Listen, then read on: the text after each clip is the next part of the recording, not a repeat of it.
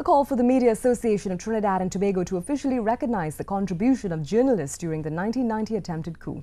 After praise was heaped upon journalists for their work during the insurrection in the report by the Commission of Inquiry, CEO of the Government Information Services, Andy Johnson, has urged MAT to show its own appreciation for the work done. Peter Christopher has more. Former president of the Media Association of Trinidad and Tobago, Andy Johnson, has called on the incumbent executive of MAT to properly honor the journalists who provided coverage during the 1990 attempted coup.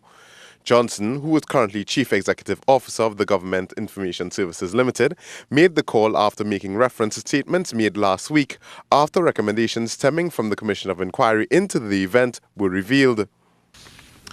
Today, I call upon the Media Association of Trinidad and Tobago to take the recognition accorded by the Simmons Commission and use it to pay its own tribute to those men and women of our profession when the world celebrates World Press Freedom Day in just over a month's time.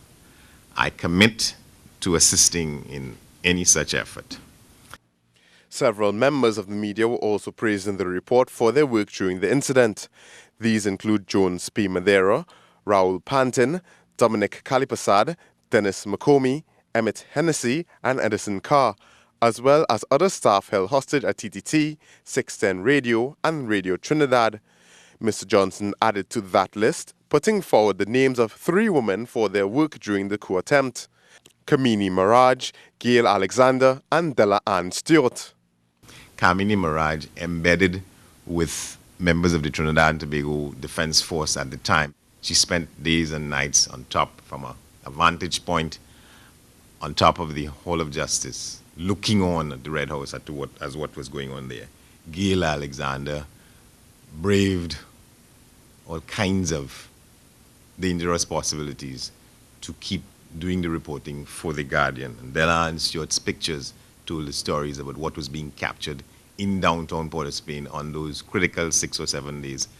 While making its plea for those reporters to be recognized, Mr. Johnson recalled the criticism he faced after collecting the Chiconia Medal Gold on behalf of the association in his capacity as president of the association at that time.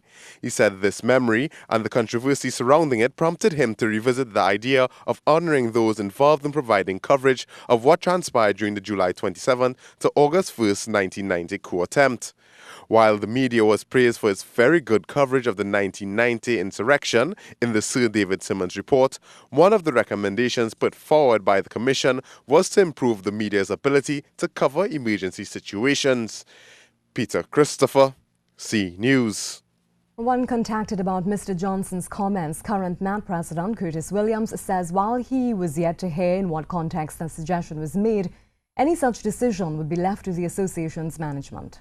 It is really a decision that the wider membership of the organization would have to take.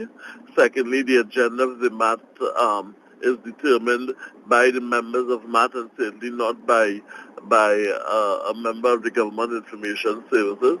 And thirdly, it is a determination that we will have to make going forward if indeed there is any consensus that is the way to go.